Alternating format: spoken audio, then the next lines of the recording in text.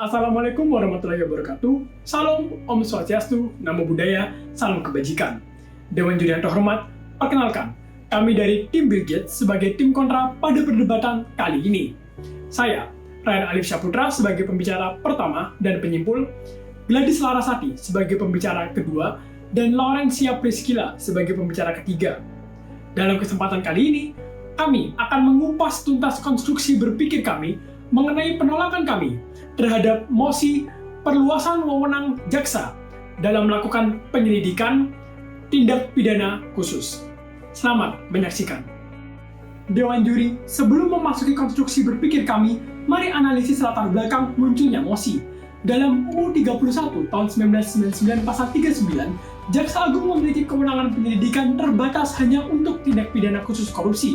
Namun, dalam tataran praktikal, adanya kebutuhan hukum menyebabkan jaksa melakukan penyelidikan di kasus apapun. Hal ini menyebabkan adanya intensi untuk menciptakan landasan hukum yang legit dengan mengadakan perubahan di dalam UU 11 tahun 2021 yang memperluas wewenang jaksa dalam menyelidiki seluruh tindak pidana pada pasal 30 poin A dan pasal 35 ayat 1 poin G. Akan tetapi Dewan Juri, terhadap pembaharuan ini terdapat dua permasalahan yang timbul. Permasalahan yang pertama, menurut ulasan dari Pengadilan Negeri Klaten, jaksa sebagai penyelidik akan menimbulkan ketiadaan check and balances yang berimplikasi pada sulitnya pra-peradilan bila mana diperlukan. Karena pihak penyelidik, baik polisi maupun jaksa, berusaha saling menjaga hubungan baik. Permasalahan yang kedua, menurut pengacara senior OJK Ligis dalam analisisnya terhadap penyelidikan jaksa di tipis korupsi, jaksa sebagai penyelidik akan menimbulkan kerumitan pada prosedural acara pidana, tepatnya pada pelanggaran pasal 109 ayat 1 KUHP yang berimplikasi pada rumitnya pelaporan hasil penyelidikan oleh Jaksa Agung sebagai penyelidik dengan jaksa penuntut umum, karena penyelidik dan penuntut berada di satu instansi yang sama dengan derajat yang berbeda. Berangkat dari permasalahan tersebut, kami selaku tim kontra menolak perluasan wewenang jaksa dalam penyelidikan tindak pidana khusus. Dewan juri, kami menyadari bahwa permasalahan yang ada di status quo adalah jaksa ingin mengetahui konteks penuh persoalan tipis kasusnya agar mempermudah dakwaan. Namun, kami rasa tujuan tersebut dapat dicapai tanpa harus memperluas wewenang jaksa untuk menyelidiki, melainkan dengan mekanisme alternatif kami, yaitu mengoptimalkan asas koordinasi berdasar pada pasal 109 KUHP berupa pembentukan SOP antara jaksa dengan penyelidik agar terjamin bahwa jaksa nantinya dapat memahami kasus tipisus secara lengkap. Masuk pada poin argumentasi mengapa perluasan wewenang jaksa dalam penyelidikan tipisus tidaklah dibenarkan. Karena perluasan wewenang jaksa dalam penyelidikan akan menyalahi asas diferensiasi fungsional, yang mana setiap lembaga penegak hukum punya tugasnya masing-masing. Dengan menambah tugas jaksa untuk menyelidiki, maka fungsi jaksa akan terpecah-pecah, yang mana tugas penuntutan umum dan eksekusi vonis saja sudah cukuplah berat. Terlebih, dalam konteks tipitsus, sudah ada lembaga-lembaga khusus seperti Komnas HAM, KPPU, KPK, dan BNN yang memang dibuat untuk mengatasi, mengurus, dan menyelidiki tipitsus secara spesifik. Maka, dapat disimpulkan tidak ada urgensi bagi jaksa untuk melakukan penyelidikan di seluruh tindak pidana khusus.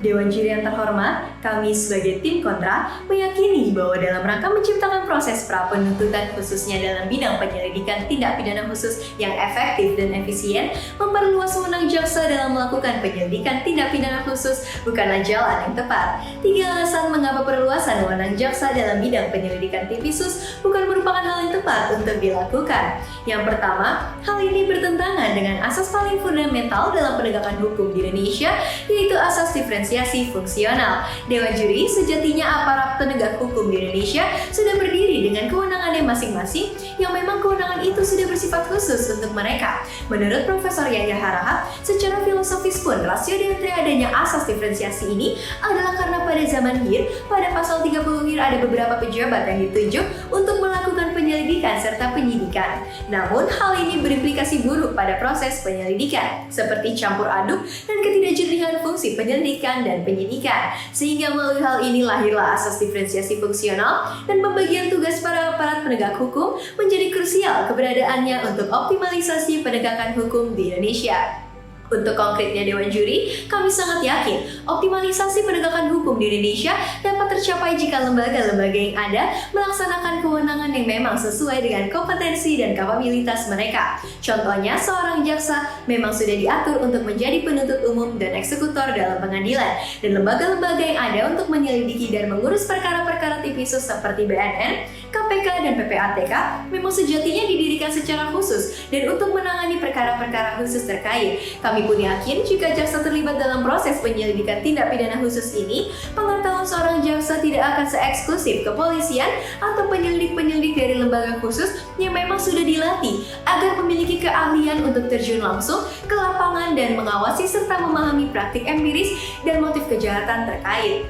Sehingga pada akhirnya keberadaan jaksa di sini tidak akan ada signifikansinya. Maka itu Dewan Juri, kami di sini melihat bahwa keterlibatan jaksa dalam proses penyelidikan tindak pidana khusus tidak akan relevan. Masuk pada alasan yang kedua Dewan Juri, tidak akan terciptanya check and balances antara jaksa dan penyelidik serta akan menciptakan dualisme kewenangan. Dewan Juri, kami yakin bahwa ketidakadaan check and balances di sini dapat berdampak buruk ke proses pra-peradilan. Contohnya, sejatinya seorang jaksa memiliki kewenangan untuk melakukan penghentian penuntutan, dan penghentian penuntutan ini merupakan output dari proses penyelidikan dan penyidikan. Jika yang melakukan penyelidikan adalah instansi atau lembaga khusus lain, sangat memungkinkan bagi instansi tersebut untuk mengajukan protes apabila ada penghentian penuntutan. Tetapi jika jaksa yang melakukan penyelidikannya sendiri dan ada penghentian penuntutan, tentunya sangat tidak masuk akal jika dia merasa tidak terima dan mengkritik hasil kerjanya sendiri. Poin konkretnya, jika penyelidikan ini dilakukan oleh jaksa, sangat tidak memungkinkan bagi penyelidik terkait untuk meninjau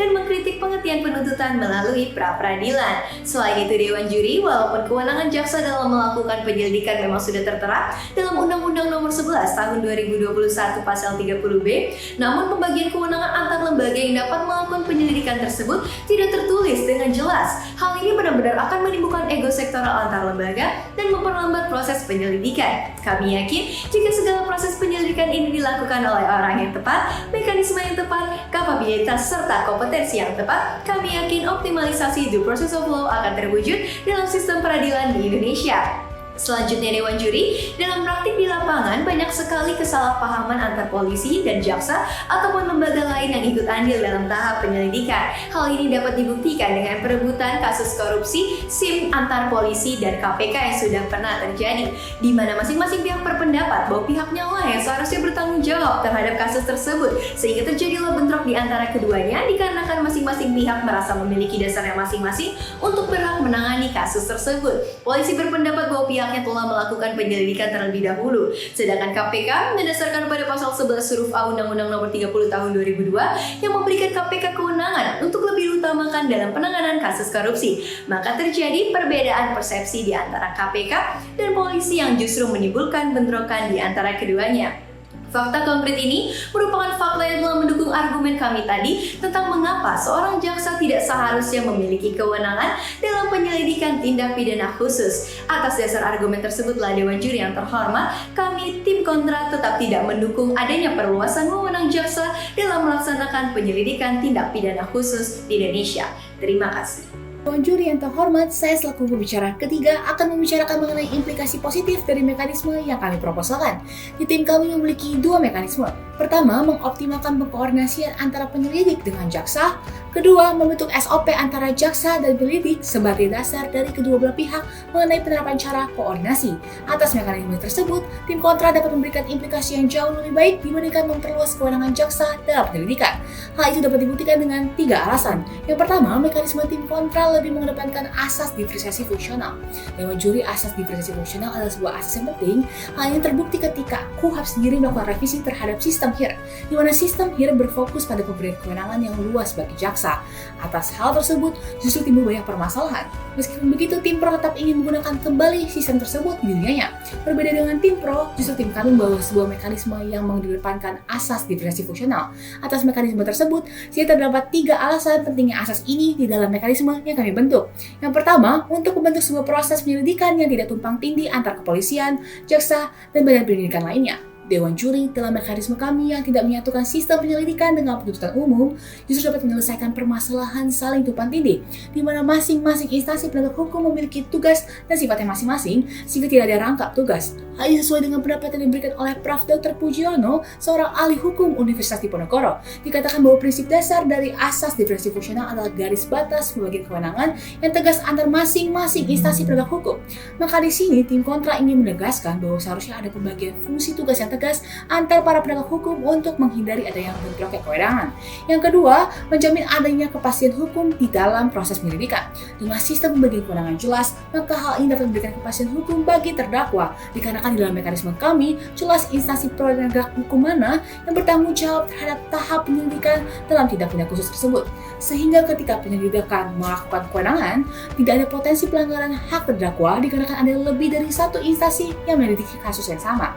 Yang ketiga, memudahkan pertanggungjawaban yang lebih efektif terhadap sebuah perkara. Dengan sebuah kepastian hukum dan alur yang jelas, maka tentu dapat memberikan gambaran yang jelas terkait siapa yang bertanggung jawab terhadap kasus penyelidikan tersebut.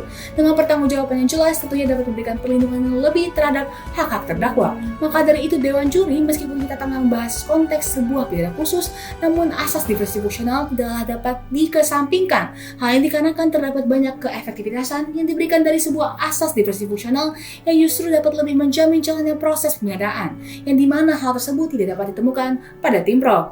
Yang kedua, terdapat sistem check and balances dalam pelaksanaan koordinasi jaksa dengan penyidik. Dewan Juri, rekan saya pada pembicara sebelumnya menjelaskan bahwa prinsip koordinasi yang dilakukan di Dewan Pro justru menimbulkan permasalahan-permasalahan baru antar para penegak hukum. Jika kita bandingkan dengan tim kontra, justru tim kontra datang untuk membentuk sebuah mekanisme koordinasi yang baik. Mekanisme koordinasi ini berupa laporan atas tindakan-tindakan yang terjadi di dalam bidang penyelidikan yang diperkuat dengan adanya SOP sebagai dasar sistem koordinasi tersebut.